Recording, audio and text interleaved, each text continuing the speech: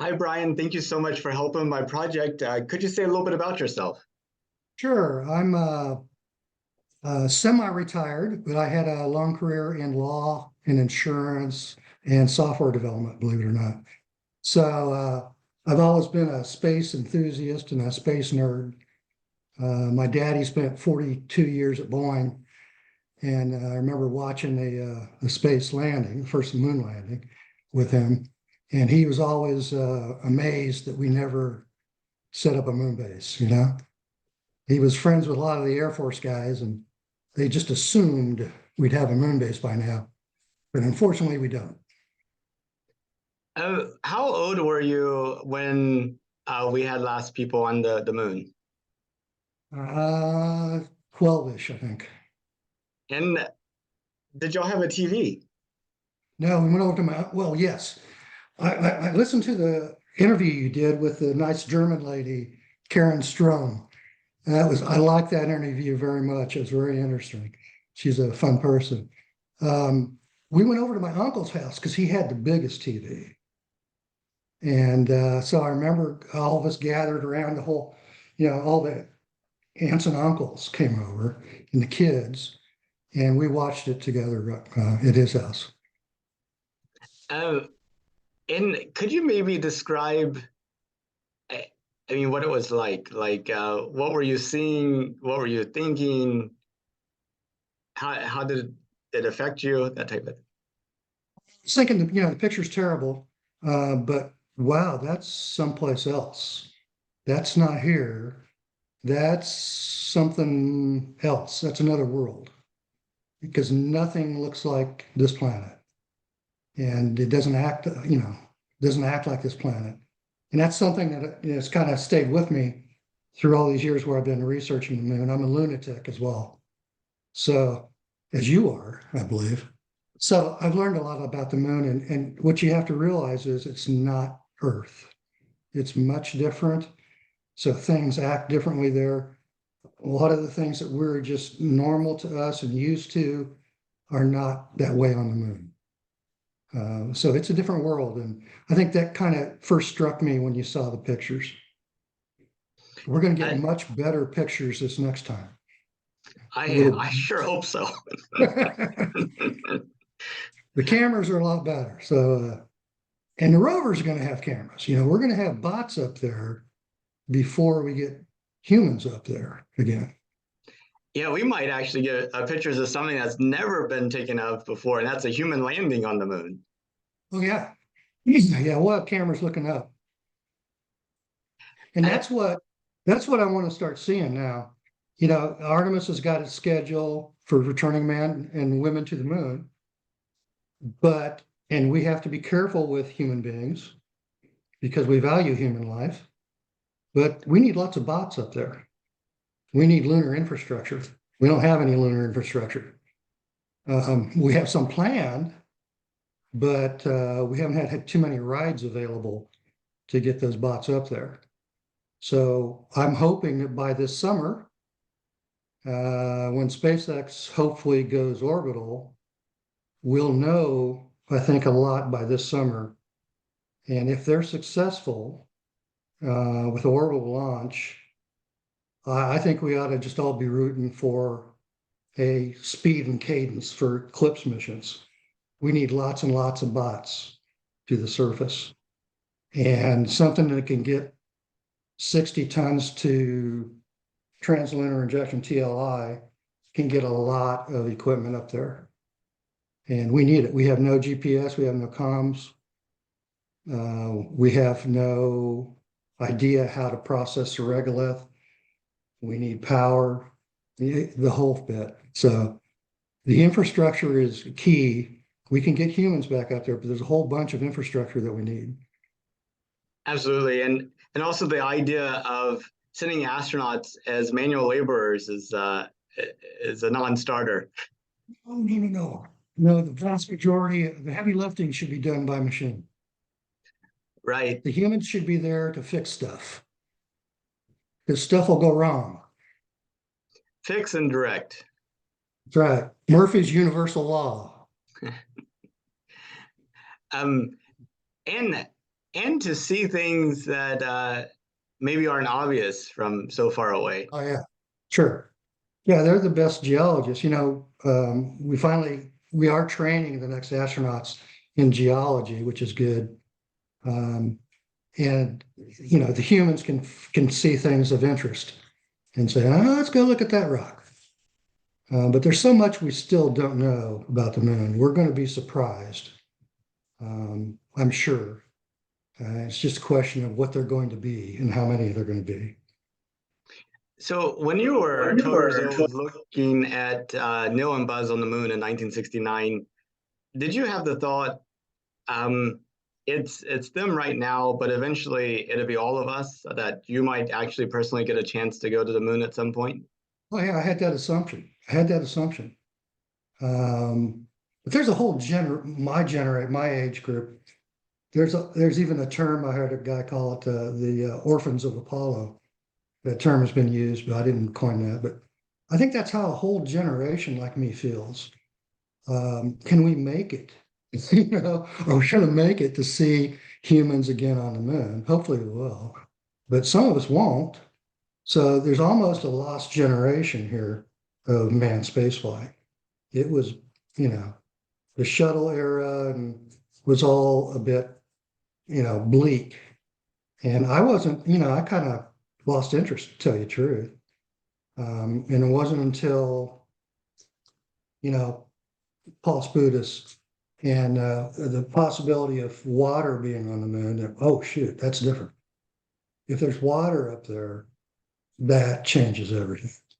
So my interest kind of revived. And then with SpaceX coming along, that helped revive my interest as well, because that changes the whole architecture.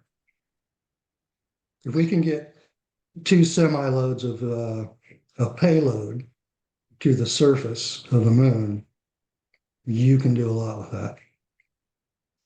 And I guess when did it really hit you that we're actually seriously going back to the moon? I mean, I know there's been many attempts over the past decades, but they haven't really extended beyond PowerPoint and inspirational stuff. Now we Yeah. actually have real hardware. I was skeptical, of course, but when Artemis survived two administrations, I thought, okay, we're not being political about it.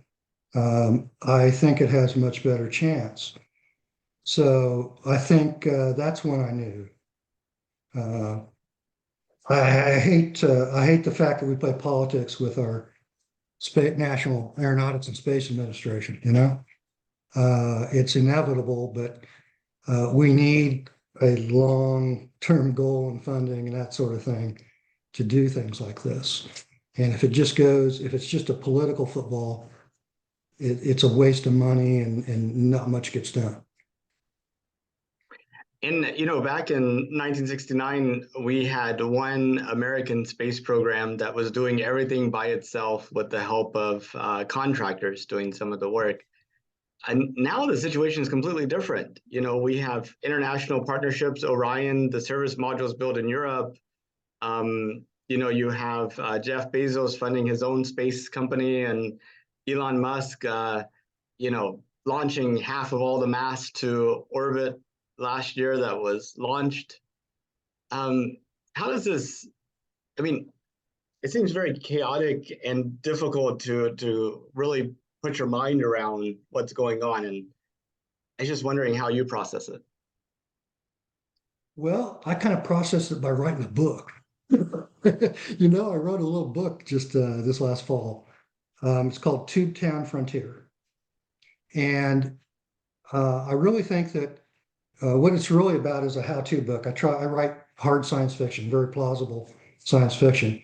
So it's about setting up a large subsurface base on the moon. And I think that's the only way you're really going to get the space sector up and running and commercial, is by having a sustained presence on the moon. So in my little book, um, it becomes more than one nation planting a flag.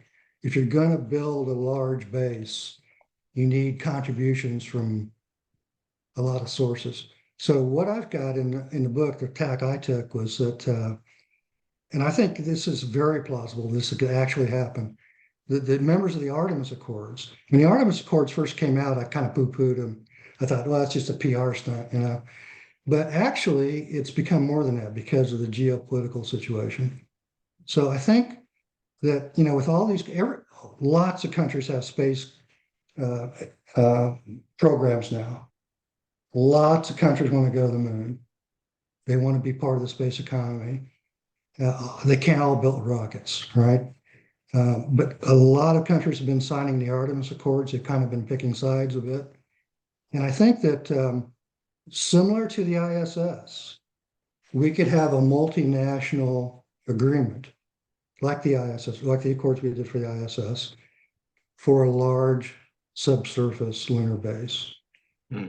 so that it could be funded. We could share the cost and the opportunity with more than just US, right? There's lots of good space programs out there. They're doing things. They're cooperating now, but to do a large subsurface base, which I think we need to become the stepping stone to exploring the rest of the solar system and getting to Mars. We need to learn how to live in space first before we go to Mars. Could you give me the name of that book again? It is Tube Town Frontier. It's on Amazon. And it's on my blog too. And so my blog, I gave you that address for the blog, which is Two. tubetownfrontier.blogspot.com. Oh, and So it's actually available for free on Kindle Unlimited. there you go. If you act now. If you actually, yes, it does say that. Very true. Very true. Yeah, I've gotten good reviews. It's good. It's very plausible. I tried to do my best. It kind of started as a how-to book, you know, how to find a lava tube, how to convert a lava tube to a base. But then I realized that there's not much market for that. So it's really a novel. I wrote a story about the people, you know, what it would be like to live inside a lava tube underneath the surface of the moon. And so that would be different. And you need different, it's a whole different way of doing it. You know, it's not test pilots. And that's what NASA's going to. You guys, you know, everybody going to the ISS has some sort of either test pilot or, you know, our astronauts today have been test pilots or scientists, you know. And I think we're going to have a little change in that when we get the ability to get more people off the Earth. You're going to have more technicians and engineers and doctors and, you know, just all sorts of different skill sets. They're not going to be just fighter pilots anymore, you know. They're not going to be astronauts. So in my book, they're crew members. Hmm. They're inside, you know, you're inside a giant ISS, you know, 100 times the size, or it could be 1,000 times the size of the ISS. You know, so fortunately on the moon, there are these natural structures that are enormous. And the more studies that we do, the more we're finding there are some giant structures under the surface. And so it's not a question of finding one big enough. It's a question of access, really, getting access to one of these natural safe spaces for humans that have been there for millions of years. And so in the book, I talk about how to find, you know, how to find the proper one, and location is important, right? But unfortunately, there's not, you know, you look at the volcanism on the moon, there's not that much down by the South Pole. It looks like most of the water ice is at the south, but there is some at the North Pole as well, probably. And but there's not that many volcanic activities on the. It's all on the near side, and there's just a little bit on the far side, and very few near the South Pole. Hmm. So odds are, if you're going to be looking for a lava tube, you need to look on the near side and you need to look farther north. And they've been finding some. They did the Grail mission, which is measuring gravity on the moon. The Grail mission found some monsters. They found these mass deficits, in other words, voids under the surface. And I plotted them out. I have a map. I have a moon map, of course, and I draw stuff on it. Actually, I use Google Earth, but Google Moon. I have an LROC. I have an LRO one that's much better resolution, but this is the one I draw on. And I go and I plotted out all the locations of the big voids, and some of them are just too big. There's no way we would try to convert something that's 180 kilometers long and 3.5 kilometers wide and 550-meter tall ceilings. That's a city. Sounds really awesome. Put I guess in like a Heinlein novel I read, they had like little balloons they would float in such a place with like gunk in it that would be used to fill up like these kind of voids underneath, and then after they got it all filled up, then uh, they were able to build stuff in it. Sounds really Yeah. awesome. We need a nice Goldilocks lava tube. Not too big, not too small, just right, and in just the right location because you want to be near water, you want to be near metals, you want to be near power. So it's real estate, right? Location, location, location. So my opinion is um, we really need to prospect the moon and know what's under the surface. We've only scratched it a little bit in a couple places. Um, and then wherever a good location would be, that's where we need to start looking for lava tubes. So I think there's plenty up there. There's plenty up there. It's a question of look where you would like to find one. Yeah. And And then what you can do, you can pressurize them. These things are lunar basalt, which is almost as dense as granite. Well, it's denser than granite, actually. mm, So that's hard rock. And if it's not too cracked, because there's not that much seismic activity on the moon, it's very minor, you can pressurize them, segment them, I think, for safety, just like a giant submarine. You'd mm. segment the sections of the tube to the size you want, and you could pressurize the inside, provide the life support systems of a giant ISS, and you could put 100, 200 people in one. I'm just And then imagining you that could make things. huge lava tube pressurized, and then you have actually have people fly through it, like strap on wings and Spoiler alert. yeah. Oh, is Yeah, yeah, I'm aware. well, Brian, I was talking to a friend of mine yesterday about how I thought it would be such a shock to the world to be able to look up at the moon and see evidence of human activity. Like, I mean, like undeniable. Like, you look up and you're like, wow, there are humans there. I think that would really cause a lot of people's world to expand beyond the Earth in their minds. Yeah, you'd need a telescope. Human eye, you wouldn't see any lights, and you wouldn't see any evidence, I think, with the human eye. So it won't be drastically obvious. But with a telescope, you probably could. Hmm.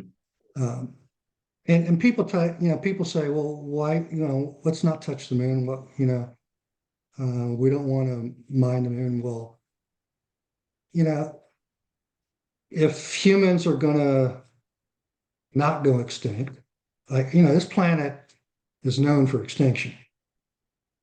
Nearly every life form has been extinct.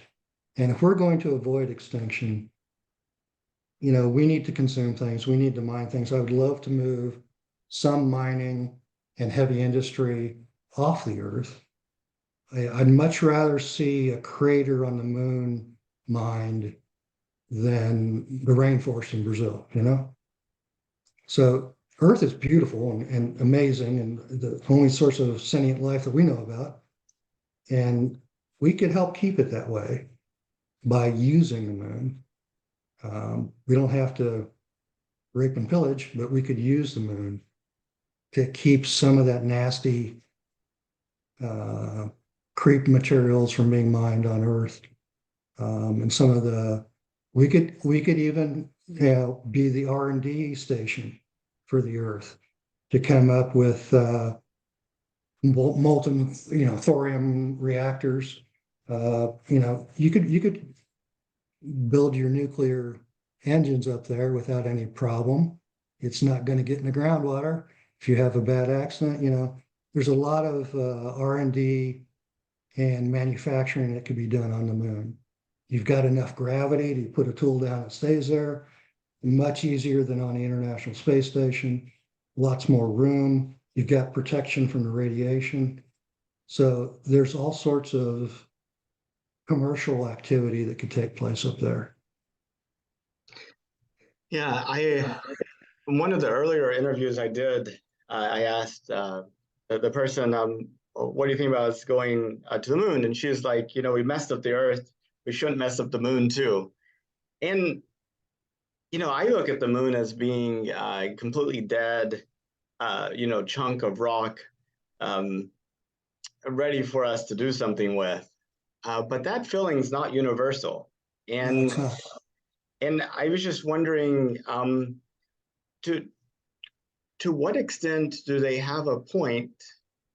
And kind of a related question is, how did this view emerge about wanting to preserve the moon in its way? I mean, what are your thoughts there? Nothing's black and white. I'm brilliant, there's a whole spectrum of things. And um, the thing I can't get away from is everything eats, right?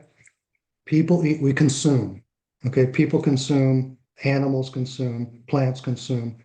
Everything that we know about in this universe, galaxies consume each other, actually, everything eats. So we can't just act like we don't have to eat. Okay, so we will consume things. It's a question of how you do it and doing it smarter rather than wasting things. So people who want to leave the moon pristine, and there are people who want to do that, we're, we still need to consume things. You still want these things. You want computers, you want phones. So we have to use things smart. But that I don't think we can just not. I don't think we can stop consuming. We're built that way. We have to, or we die. So somebody cut down the first tree to make a house, right? That doesn't mean we have to cut down all the trees, but you have to cut down a tree. So that's how I think about the moon. Let's do it smart, but we need to use the moon. It's there for us. We're not going to disturb any sentient life there. It's our neighbor. It's been our best friend. It's the only thing that every Homo sapiens, it's the closest thing that every single Homo sapiens that's ever lived has seen. Right? Everybody looks up. Hmm. So we should use it. It's there. It's the closest thing to us, and it's full of everything that we need. It's all the stuff that's on Earth because we now know probably how the moon was made.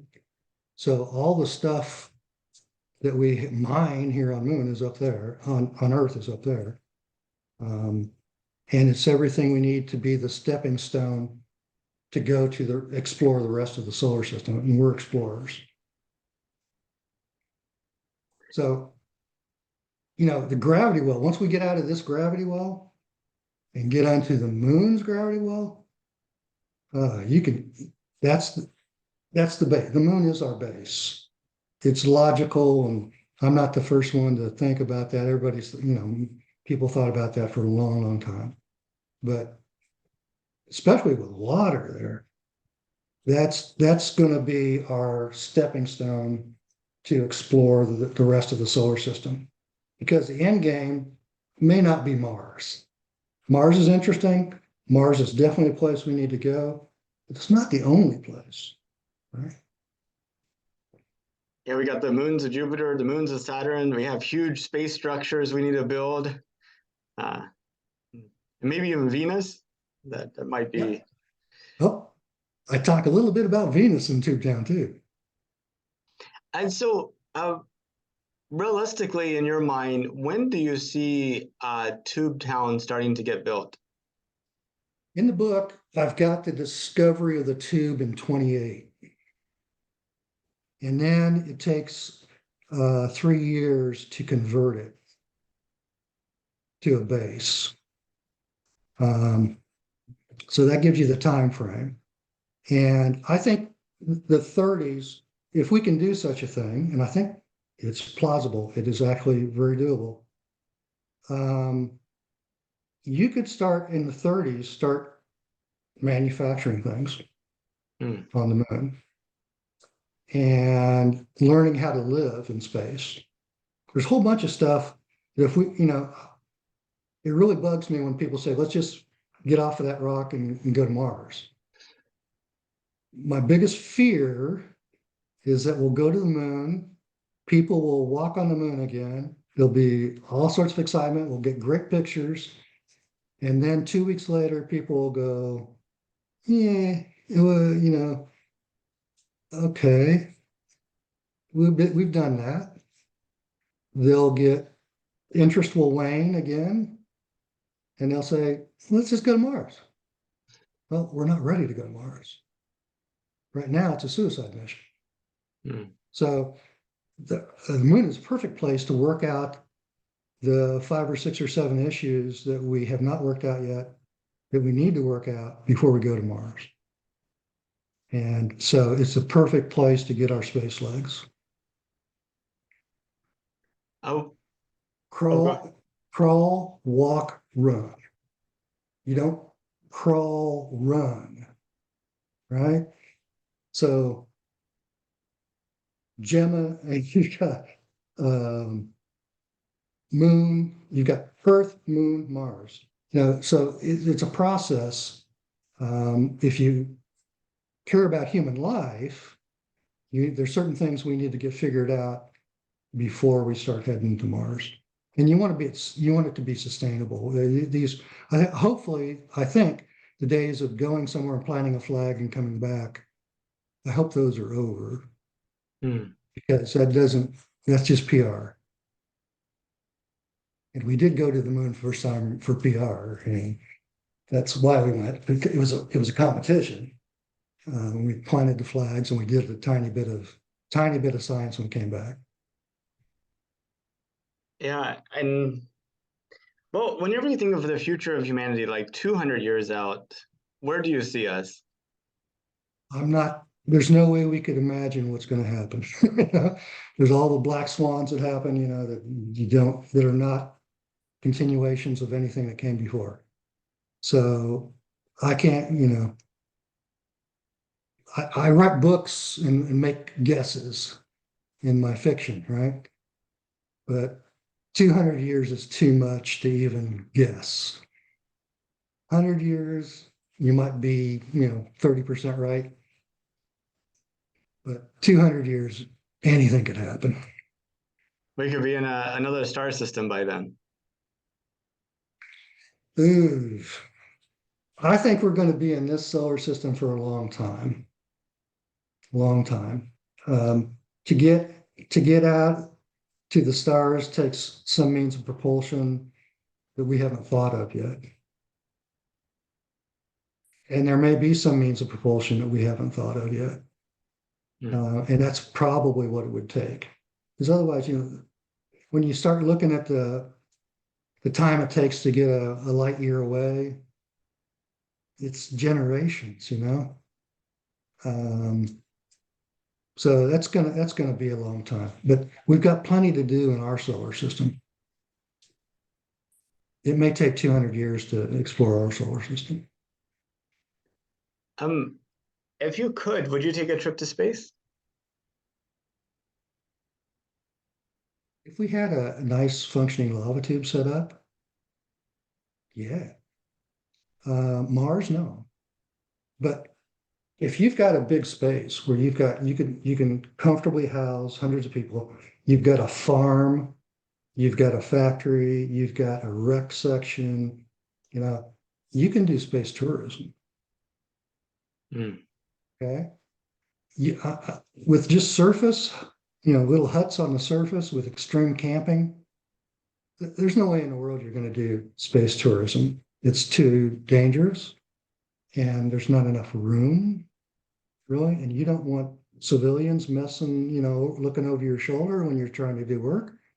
Um, so I really think that one of the other benefits of finding one of these large natural spaces is you could actually do space tourism and you wouldn't have to necessarily be a billionaire to go. Hmm.